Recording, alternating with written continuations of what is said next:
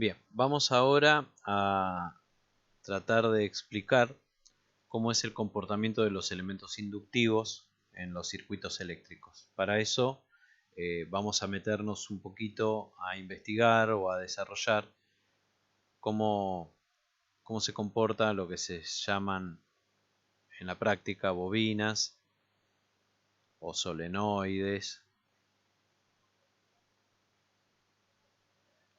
o inductores.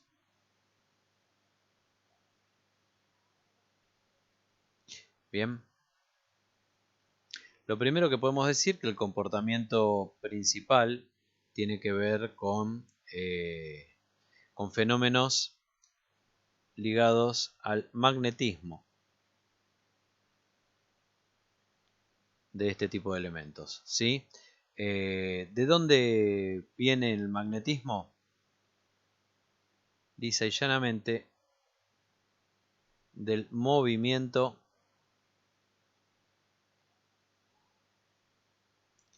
de cargas eléctricas.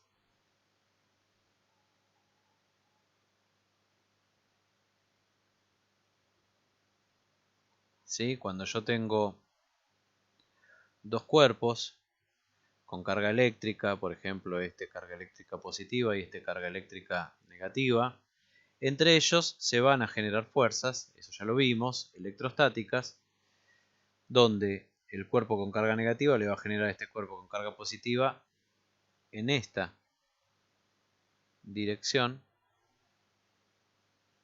una fuerza eléctrica. Y este cuerpo con carga positiva le va a generar a este cuerpo con carga negativa en la misma dirección y con la misma intensidad otra fuerza eléctrica que lo va a empujar hacia él. ¿Sí? Se empujan mutuamente hacia sí porque son cargas de distintos signos. Si estos cuerpos están quietos, son las únicas fuerzas que se generan. Pero si estos cuerpos están en un movimiento relativo uno de otro, supongamos que este saliendo del pizarrón de la pantalla hacia adelante, lo dibujo medio en perspectiva, se mueve con cierta velocidad hacia acá, que es lo mismo que decir que el otro se mueve con la misma velocidad respecto de él hacia adentro de la pantalla. Si ocurre eso, el cuerpo con carga positiva le va a generar al cuerpo con carga negativa otra fuerza aparte de la eléctrica que lo va a empujar hacia arriba. A esa fuerza se la llama magnética. Y el cuerpo con carga negativa le va a generar una fuerza en la misma dirección, pero sentido contrario al cuerpo de carga positiva y con la misma intensidad también. Bien, estas serían fuerzas magnéticas. O sea, de ahí proviene el magnetismo, del movimiento relativo entre cargas eléctricas. Bárbaro. Y ustedes me dirán, bueno, ¿qué movimiento relativo hay, por ejemplo, en un imán sólido de barra, que yo lo acerco a un marco de una ventana y se queda pegado? Entonces, supongamos que yo tengo un imán sólido de barra.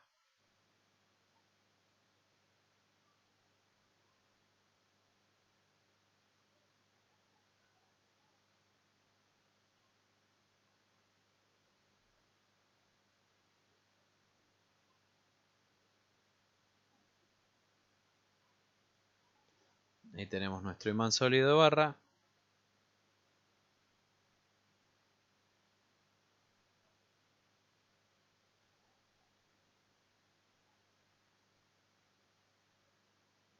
Y este imán sólido de barra tiene la posibilidad de también generar fuerzas magnéticas. Pero ustedes van a decir, ¿y dónde está la corriente eléctrica dentro de ese imán? Bueno, ese imán, si yo lo miro con una lupa, ¿sí? Y lo amplifico, va a estar formado por moléculas. Esas moléculas van a estar formadas por átomos vinculados entre sí que van a tener electrones, que van a estar orbitando los átomos en particular y la molécula en general. Y van a estar haciendo recorridos. Y van a estar en movimiento.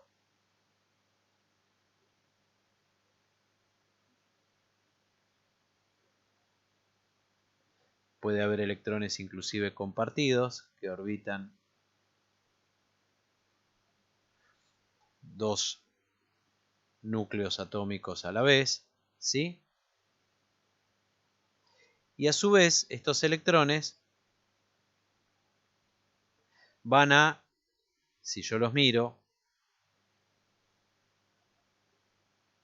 lo amplifico acá, van a tener, de acuerdo a algún tipo de eje, un movimiento de rotación, ¿sí? Van a estar girando sobre alguno de sus ejes, más allá de que se van a estar trasladando a gran velocidad, ¿sí? Este es un electrón. ¿Está bien? Entonces, a este movimiento de rotación se lo llama spin. ¿Y qué es lo que tengo básicamente yo adentro de esa molécula que forma a ese imán permanente? Como hay moléculas que forman a cualquier cuerpo, ¿no? Yo tengo una molécula, es esa molécula que tengo ahí arriba, ya no la miro por dentro. ¿Qué es lo que tengo ahí adentro? Entonces tengo cargas eléctricas en movimiento, que son los electrones, básicamente. Y esos electrones, al moverse, de alguna manera, generan fuerzas magnéticas sobre los protones de los distintos núcleos, generan fuerzas magnéticas entre ellos mismos, ¿sí? Todo debido a sus movimientos de traslación dentro de la molécula y a su movimiento de rotación o spin sobre sí mismo.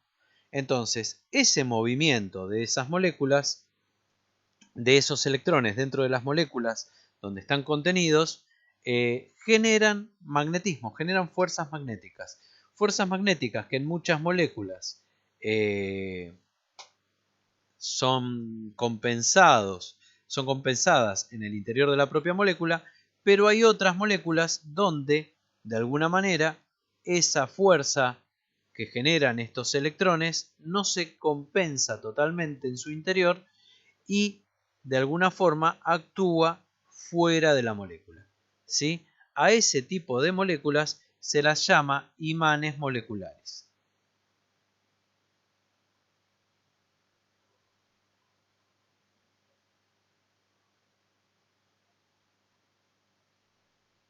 Bien, ¿y cómo de alguna manera actúa una fuerza magnética alrededor de un imán, o en nuestro caso ahora alrededor de un imán molecular?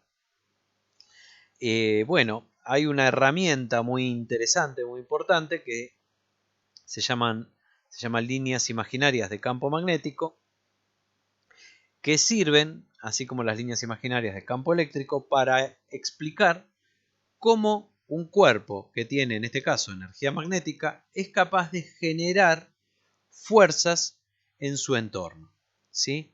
Y lo que vamos a ver en el caso de los cuerpos con energía magnética, de los imanes, supongamos en este imán molecular, es que si yo dibujo las líneas imaginarias de campo, voy a ver que esas líneas imaginarias de campo salen de determinada porción de su superficie y entran en determinada otra porción de su superficie.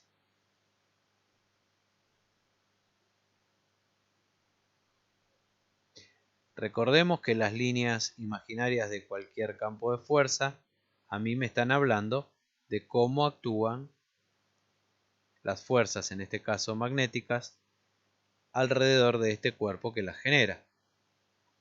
Me están dando muchísima información acerca de eso, ¿sí? Acá hay toda una superficie. Imagínense, esto es un dibujo en 2 dimensiones, pero imagínenselo en 3 dimensiones. Estas líneas de campo rodean, ¿sí?, a este imán molecular. Hay una porción de superficie que es por donde ingresan las líneas de fuerza, que se la va a llamar polo sur magnético, y por donde salen se las va a llamar polo norte magnético. Bien, ¿qué información me dan estas líneas de fuerza? Y me dan la información de que yo, por ejemplo, vengo con un cuerpo, supongamos otra molécula, ¿sí? Tengo otra molécula cercana a esta, que tiene acá su polo norte. El polo norte de esta otra molécula va a experimentar una fuerza magnética. Como está en este punto de esa línea imaginaria, la línea imaginaria me sirve para rápidamente a simple vista saber que la fuerza que el campo magnético va a generar sobre ese polo norte de ese otro imán molecular va a actuar sobre esa recta dirección, que es la que apoya en la línea imaginaria, ¿sí? ¿Y para dónde va a empujar la fuerza magnética? Va a empujar para acá. ¿Por qué para acá? Porque es el sentido que me indica la línea imaginaria de campo. Es el sentido que me indica para dónde va a empujarse a un polo norte que esté metido ahí adentro, ¿sí? De la misma manera vamos a pensar una situación diferente. Por ejemplo, yo puedo tener otro imán molecular por acá, que acá tiene su polo sur. Entonces yo otra vez sé que la línea imaginaria me va a indicar cómo va a actuar la fuerza magnética. Este es el punto sobre el cual estaría actuando. Por lo tanto, va a actuar sobre esta recta dirección, que es la recta tangente a esa línea imaginaria, ¿sí? Ahora, si el polo es un polo norte, la fuerza actúa sobre esa dirección en el sentido de la línea imaginaria. Pero como es un polo sur, va a actuar en sentido opuesto la fuerza magnética al que marca la línea imaginaria. Hacia acá yo tendría la fuerza magnética que experimentaría en ambos casos ese extremo de esos imanes moleculares. Bien, ¿qué es lo que sucede? Adentro, toda molécula, de alguna manera, es un imán molecular, porque por más compensado que esté el magnetismo en su interior, ¿sí? El efecto de estos electrones en movimiento, algo de campo magnético se genera alrededor de toda molécula. El tema es que en los elementos llamados imanes de barra, sólidos, lo que hay es una alineación de los imanes moleculares, ¿sí? Por ejemplo, yo tengo un imán de barra donde sus imanes moleculares van a estar de alguna manera alineados.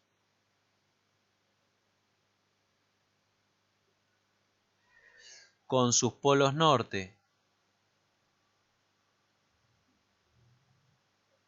en un sentido, en una posición respecto de sus polos sur, más o menos todos iguales.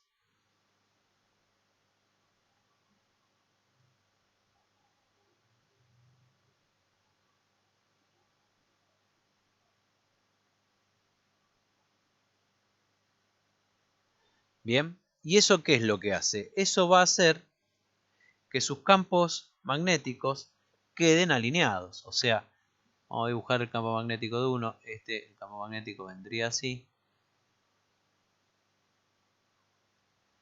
De este vendría así.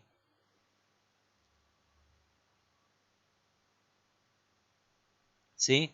Y así, ¿qué es lo que va a pasar? El efecto del campo magnético de cada pequeño imán molecular se va a sumar con el otro, con el del otro. Y eso me va a terminar generando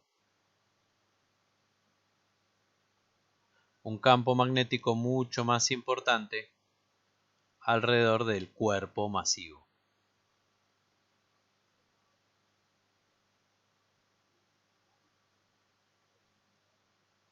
Me va a terminar generando entonces un polo norte magnético acá y un polo sur magnético acá.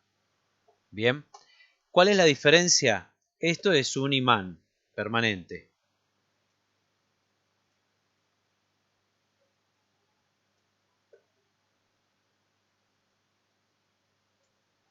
cuál es la diferencia con un cuerpo que no se comporta como imán permanente? Un cuerpo que no se comporta como imán permanente tendría a sus imanes moleculares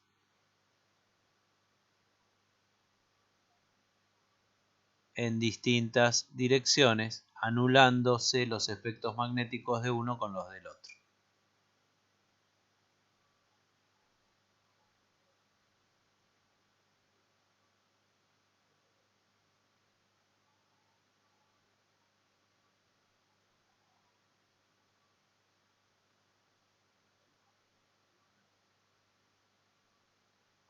Bien, entonces, esto no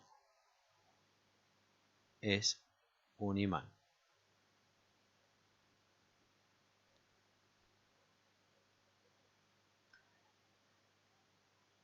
No genera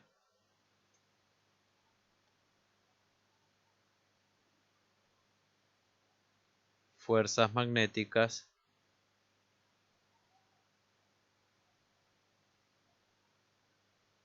en su entorno.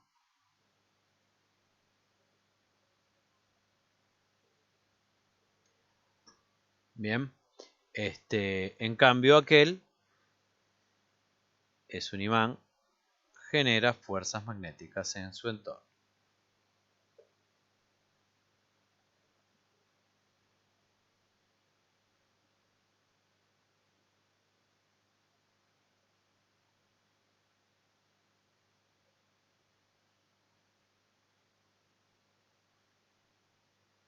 Bien, y ustedes dirán, bueno,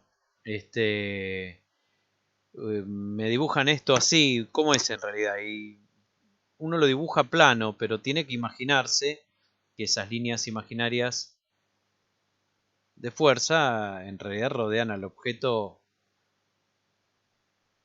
en 3 dimensiones, ¿no? O sea,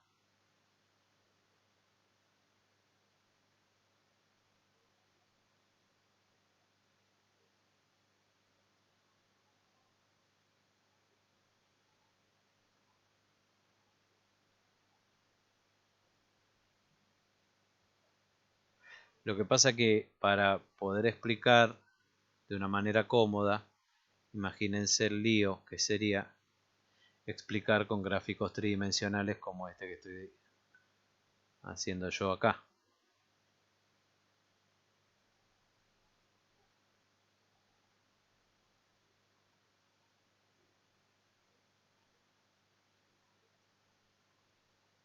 ¿Sí? ¿Cuántas tengo que dibujar? Y todas las que quiera. ¿Sí? Se puede dibujar 2, 3, 1.000.000 de líneas imaginarias. Es una herramienta el tema de la línea imaginaria. Ahora nos vamos a meter un poquito más con el tema ese.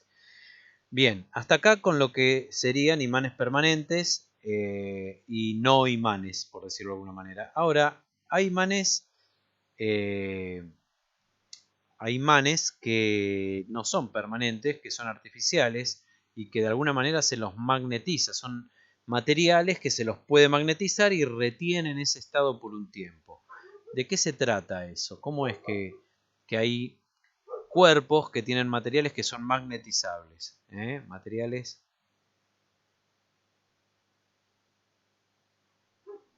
magnetizables.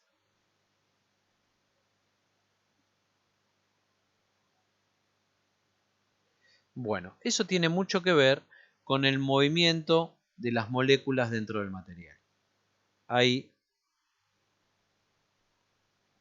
materiales que quizás sus moléculas están desordenadas, sus imanes moleculares están desordenados,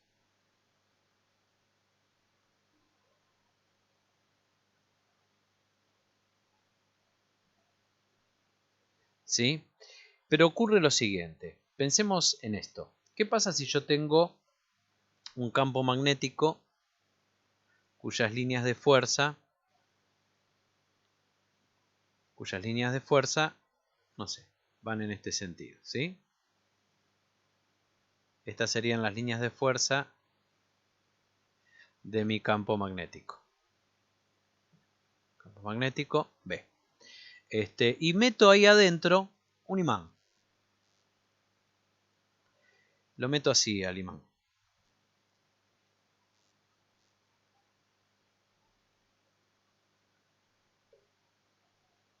Y ese imán tiene libertad de movimiento. Tiene acá su polo norte y acá su polo sur. ¿Qué le va a pasar?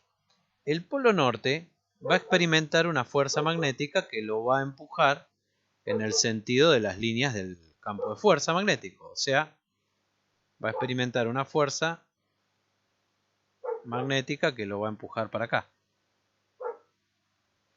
Y el polo sur va a experimentar una fuerza magnética que lo va a empujar en el sentido contrario a las líneas de fuerza del campo magnético. ¿Bien?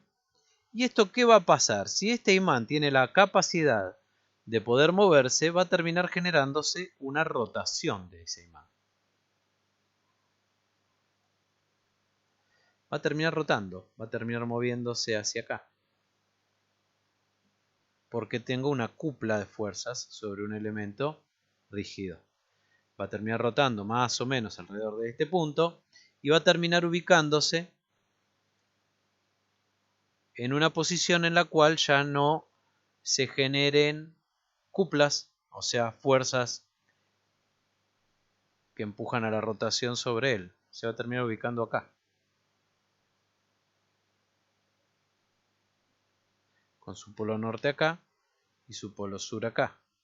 ¿Por qué? Porque cuando esté así, van a quedar alineadas las dos fuerzas que se generan sobre sus polos. Va a quedar sobre esta línea, va a quedar la fuerza magnética sobre el polo norte para acá y la fuerza magnética sobre el polo sur para acá. No hay más cupla, no hay más rotación. ¿Sí? Bueno, es un poco lo que ocurre con las brújulas. ¿Sí? Cuando uno usa una brújula, ¿qué es lo que está haciendo? Yo tengo mi planeta Tierra.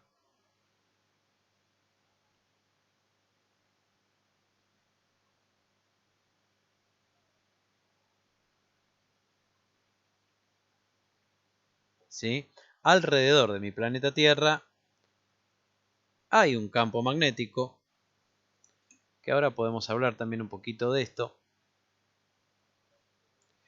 La Tierra tiene un eje de rotación, un eje alrededor del cual la Tierra rota, que establece un eje geográfico y un sur geográfico.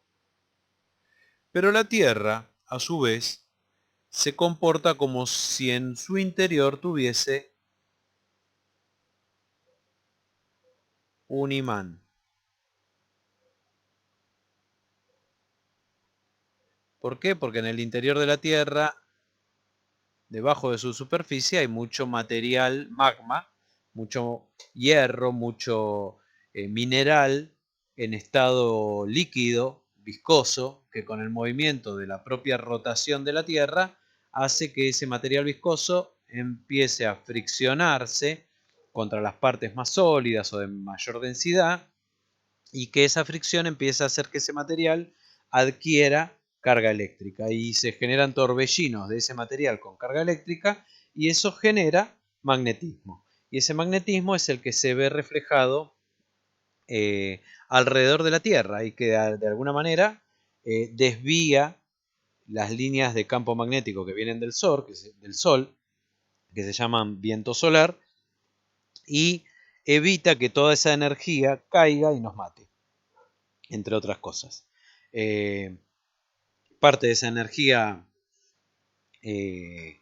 desviada es la que termina entrando por los polos magnéticos de la Tierra y genera en una parte de la atmósfera que tiene cargas eléctricas que se llama ionosfera, genera lo que se llaman auroras boreales, que es una especie de fluorescencia debido al movimiento de esas partículas. Pero bueno, no nos vayamos tanto de tema. La Tierra entonces se comporta como un gran imán de barra Pero fíjense que el eje de ese imán de barra, así como lo dibujé yo, no coincide con el eje de rotación terrestre. ¿Sí? Este es el eje de rotación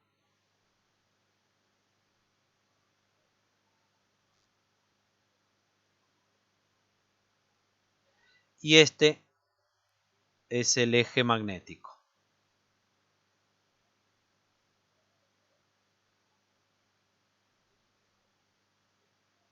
El eje magnético terrestre. ¿Sí? Y acá hay algo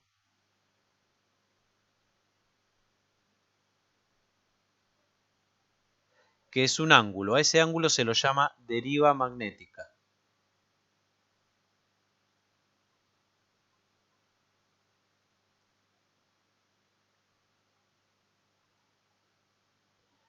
Esa deriva magnética es el ángulo, entonces, de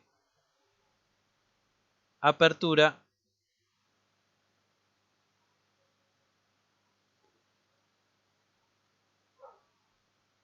entre el eje de rotación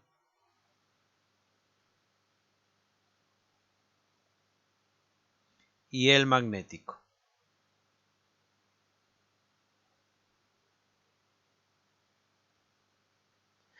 Bien, ¿qué más podemos decir de esto? Podemos decir que el polo sur terrestre magnético está acá. Y el polo norte terrestre magnético está acá. Si ustedes se fijan, ¿sí? El polo sur magnético está cercano al polo norte geográfico, ¿sí? O sea, las líneas de fuerza que rodean al planeta Tierra magnéticas van así.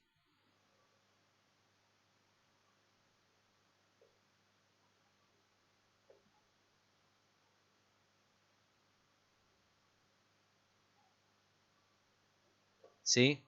Por eso, si yo agarro una brújula en la superficie terrestre, se va a alinear con estas líneas imaginarias como por el efecto de rotación que explicamos hace un ratito y que está dibujado ahí arriba. ¿Sí? Mi brújula se va a alinear así. Supongamos que esta es mi brújula. ¿Sí? Mi brújula se va a alinear con su norte para acá y su sur para acá. O sea, las brújulas tienen el fiel muchas veces acá. Y me va a apuntar para el polo sur magnético de la Tierra que está cercano al polo norte geográfico. ¿Sí? Ese es el funcionamiento de una brújula. Una pequeña agujita imantada que tiene posibilidad de rotación alrededor de un eje que está en su centro. Bien, bueno, este mismo efecto de rotación que se genera en una brújula, que explicamos previamente, es el que yo puedo generar en los materiales magnetizables. Estos de los que estábamos empezando a hablar acá. Si yo este material magnetizable lo someto a un campo magnético exterior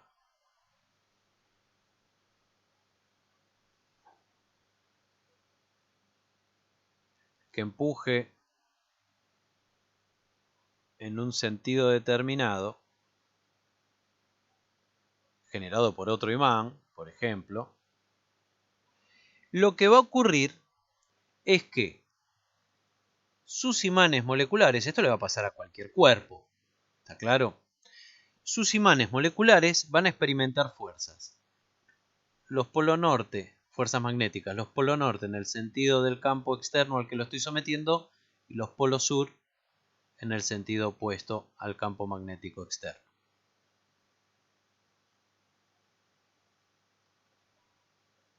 Y eso ¿qué va a hacer? Va a hacer que dependa de qué tipo de material sea, estas moléculas van a tener más capacidad de poder rotar o menos, ¿sí? Pero van a experimentar una cupla de fuerzas que las va a empujar a rotar, y en la medida que el material permita, por cómo están dispuestas sus moléculas, esa rotación, voy a terminar teniendo una alineación de esos imanes moleculares.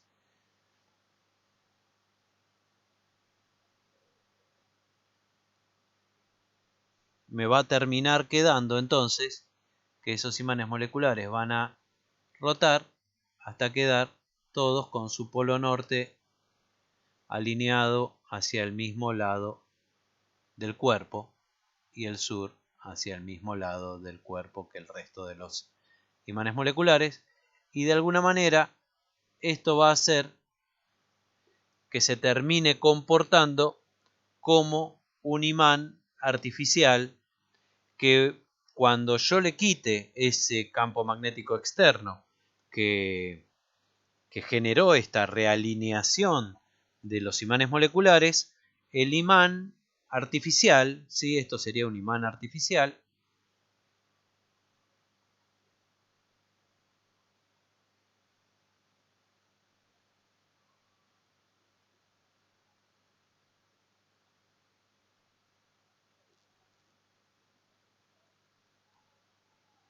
el imán artificial lo va a hacer durante el tiempo que demoren sus moléculas en volver a desordenarse, entre comillas, ¿sí? O sea, cuando yo quite este campo magnético externo, estas fuerzas que están acá, esas fuerzas magnéticas que están ahí, que provocaron estas rotaciones, ¿sí? Eso va a desaparecer.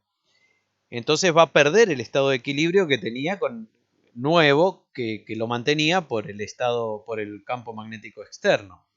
Y al desaparecer eso, las moléculas van a empezar a rotar de nuevo hasta la posición de equilibrio anterior, sin campo magnético externo.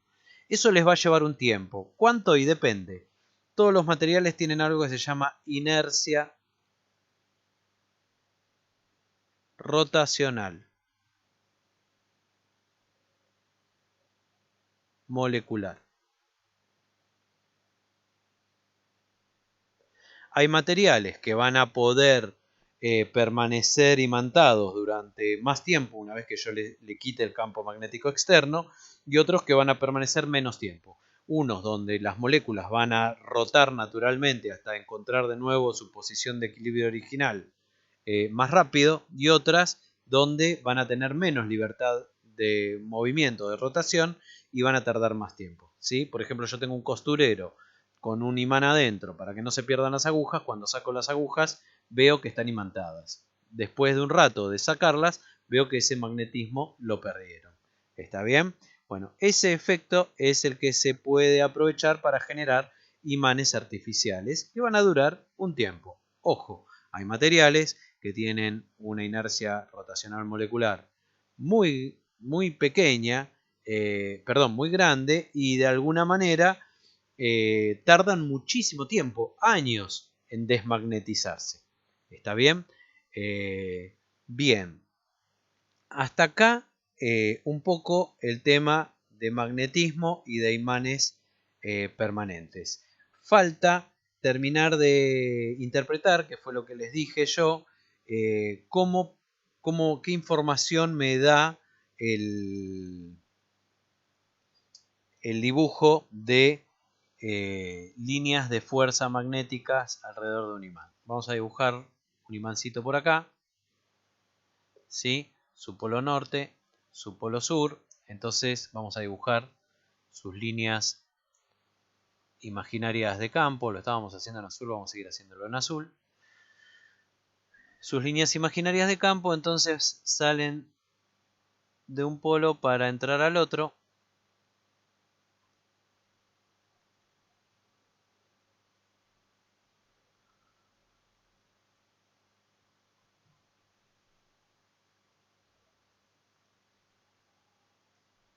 lo mismo todo alrededor, ¿no?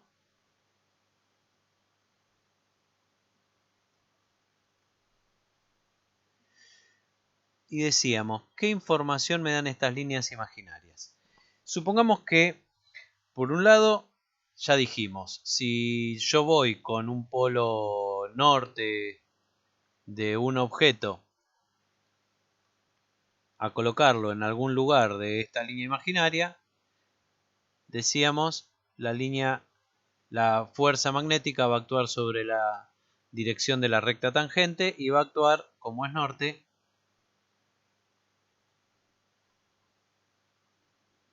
en el sentido que me indica la línea imaginaria. Para eso es para una de las cosas que me sirve. Para lo otro que me sirve es para tener idea de la intensidad de esa línea, de esa fuerza magnética. O sea, lo que acá estaría representado por el largo del vector. ¿Cómo puedo darme idea de intensidad? Me la puedo dar por la idea de flujo magnético. ¿Qué es un flujo? Un flujo es cuánto de algo atraviesa una superficie.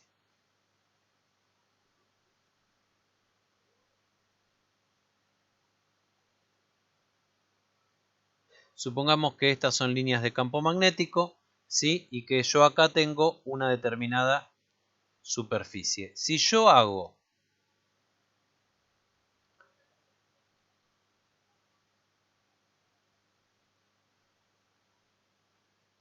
el cociente entre la cantidad, ¿sí? El módulo de flujo magnético que tengo sobre esa superficie, voy a obtener algo que se llama intensidad de flujo magnético, ¿sí? Como el flujo va todo en una misma dirección, esa intensidad de flujo magnético yo lo voy a poder representar también con un vectorcito que viene ahí. ¿Bien? Bien. Obviamente que cuanto más líneas de fuerza atraviesen esta superficie, mayor va a ser mi intensidad de flujo magnético, y cuanto mayor sea mi intensidad de flujo magnético en un lugar determinado, mayor va a ser la fuerza que en ese lugar se puede obtener. Entonces yo puedo tener idea de la intensidad de flujo magnético en un lugar del espacio poniendo una determinada superficie de prueba. Yo puedo poner una superficie de prueba acá y veo que es atravesada por 6 líneas de flujo magnético, ¿sí? Ahora pongo la misma superficie de prueba acá y veo que es atravesada por 2 líneas de fuerza, ¿sí? de campo magnético. Por lo tanto, si este es el flujo magnético en la posición A y este es el flujo magnético en la posición B, yo sé que la intensidad de flujo magnético en A es mayor que la intensidad de flujo magnético en B. Por lo tanto, ¿sí? Debido a esto, una fuerza magnética generada en A va a ser mayor que la fuerza magnética que se va a generar en B, en cuanto a intensidades, ¿no? Estamos hablando. Bien, eso como para tener una idea de qué otra información adicional me da a mí esta representación gráfica imaginaria de líneas de fuerza, que me sirve para saber cómo un campo, en este caso magnético, pero un campo de fuerzas cualquiera, actúa en el espacio donde se desarrolla, ¿sí? Bueno, esto como introducción y repaso en parte a lo que es el magnetismo y lo que son los imanes permanentes, en este caso, como para tener una idea. Fenómeno que faltaría pensar. ¿Por qué yo de repente tengo un pedazo de hierro? Perdón que voy estirando el video cada vez un poquito más, pero quiero redondear con todo lo que tiene que ver con este tema en este video para después ya pasar en el próximo a otra cosa. Por ejemplo, yo tengo un pedazo de hierro El hierro es un material muy magnetizable, pero si yo acerco dos pedazos de hierro entre sí, no se pegan. Ahora, ¿por qué cuando yo acerco un imán a un pedazo de hierro, el imán se pega a ese pedazo de hierro e inclusive lo magnetiza por un efecto como el que habíamos dicho y habíamos explicado acá? ¿Sí? El imán, el hierro, tiene moléculas que pueden rotar muy fácilmente. Por lo tanto, termina generándose en esta zona del hierro un polo sur y eso hace que se atraigan y se peguen el imán al hierro. Cuando yo saco mi imán para otro lado, ese polo sur que se generó acá y un polo norte que se genera acá en ese mismo hierro, ¿sí? Esos dos polos magnéticos que se generaron desaparecen porque las moléculas del hierro vuelven a rotar y sus imanes moleculares dejan de estar alineados como dijimos abajo. Bueno, espero que esto que trató de ser un repaso sobre magnetismo,